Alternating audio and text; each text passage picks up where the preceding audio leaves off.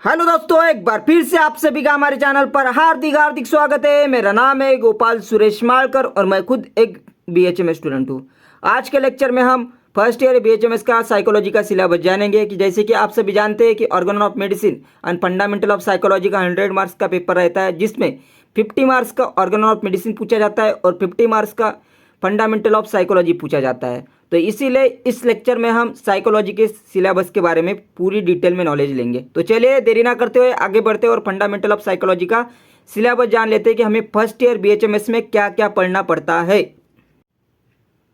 First topic is introduction of psychology, जिसमें हम definition of psychology, साथ ही साथ psychology as a science, branches of psychology और मॉडर्न साइकोलॉजी सब कुछ इसके अंडर पढ़ेंगे।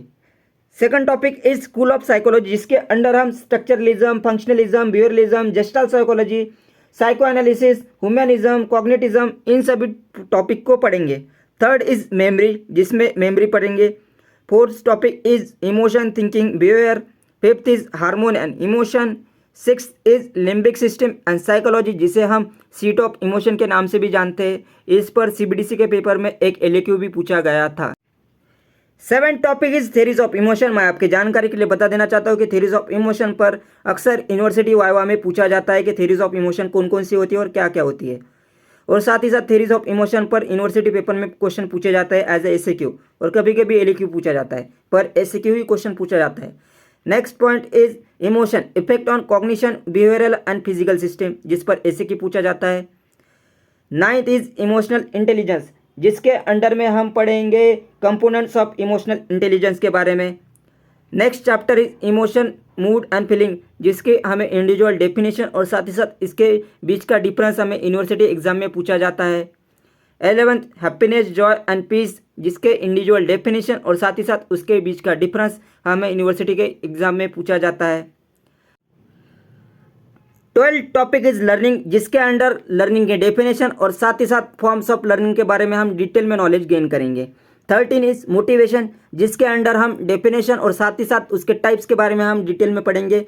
अक्सर यूनिवर्सिटी एग्जाम में मोटिवेशन से क्वेश्चन पूछा जाता है और साथ ही साथ सीबीडीसी के पेपर में मोटिवेशन पर एक एसक्यू पूछा गया है।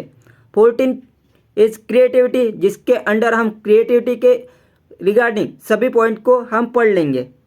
15 is biological basis of behavioural, जिससे एसक्यू पूछा जाता है। 16 इज बिहेवियरल एंड फंक्शनिंग, जिसके अंडर एसक्यू पूछा जाता है। Next topic is concentration and attention, जिसमें हम डेफिनेशन पढ़ेंगे कंसंट्रेशन और अटेंशन की, और साथ ही साथ which parts of brain involve in concentration and attention, इसके बारे में हम डिटेल में जानकारी लेंगे। ओवरऑल कंसंट्रेशन और अटेंशन में हम डिटेल जानकारी लेंगे कंसंट्रेशन और अटेंशन के बारे में। नेक्स्ट टॉपिक इज फॉरगेटिंग, जिसके अंडर हम डेफिनेशन ऑफ फॉरगेटिंग और साथ ही साथ डिटेल में फॉरगेटिंग के बारे में जानकारी लेंगे, जैसे कि ways of enhancing the recall, जिससे एलक्यू पूछा जाता है फॉरगेटिंग में से। आगे बढ़ते हैं।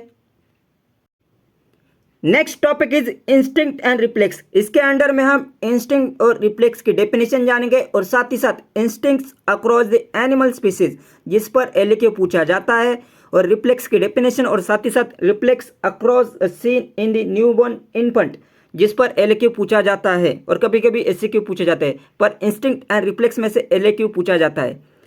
20 इज स्ट्रेस एंड कंफ्लिक्ट, अगर आपने 2026 का पेपर देख लिया होगा तो स्ट्रेस पर एक एसक्यू पूछा गया है और आगे भी पूछ सकते हैं, जिसमें हम स्ट्रेस के बारे में पूरी डिटेल में जानकारी लेंगे। 21 पर्सनैलिटी की डेफिनेशन और साथ ही साथ थेरीज ऑफ पर्सनैलिटी के बारे में हम डिटेल में जानकारी लेंगे, और मैं आपके जानकारी के लिए बता देना चाहता हूँ कि पर्सनैलिटीज के थेरीज सीबीडीसी के पेपर में पूछा गया है। 22 इंटेलिजेंस एंड थेरीज, जिसमें हम इंटेलिजेंस की डेफिनेशन और साथ ही साथ इंटेलिजेंस क्वेश्चन, जिस पर एसक्यू पूछा गया है सीबीडीसी में, इसके बारे में जानकारी लेंगे, और थेरीज ऑफ इंटेलिजेंस, जिस पर एलक्यू पूछा जाता है, उसके बारे में पढ़ेंगे। 23 परसेप्शन, इसमें हम परसेप्शन के बारे में डिटेल में जानकारी लेंगे और अक्सर यूनिवर्सिटी एग्जाम में परसेप्शन में से क्वेश्चन पूछे जाते हैं।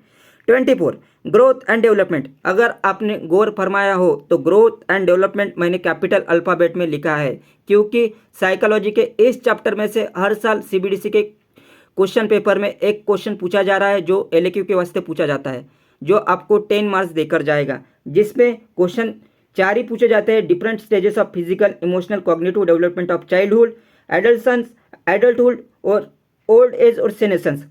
इन चारों क्वेश्चन में से एक क्वेश्चन पूछा जाता है। अगर आपने 2026 का पेपर देख लिया होगा तो उसमें different stages of physical, emotional, cognitive development of childhood ये एलएक्यू के वास्ते पूछा गया था। Next topic is applied psychology, जिसमें से एक क्वेश्चन सीबीडीसी के पेपर में हमें दिखाई देता है, 2026 के क्वेश्चन पेपर में भी आपको दिख जाएगा, इसीलिए हम इस टॉपिक को मिस नहीं कर सकते। Last topic is biopsychosocial development of human being, जिसमें हम पढ़ेंगे डेफिनेशन ऑफ बायोसाइकोसोशियल मॉडल, जिस पर एसएक्यू पूछा जाता है, और साथ ही साथ significance of biopsychosocial approach to the human being.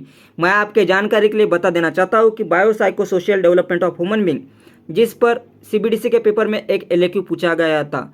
अगर आपको यह लेक्चर बेनिफिशियल लगा तो like, comment and subscribe. Next video में साइकोलॉजी के क्वेश्चन बैंक के साथ मिलते हैं, तब तक के लिए बाय बाय।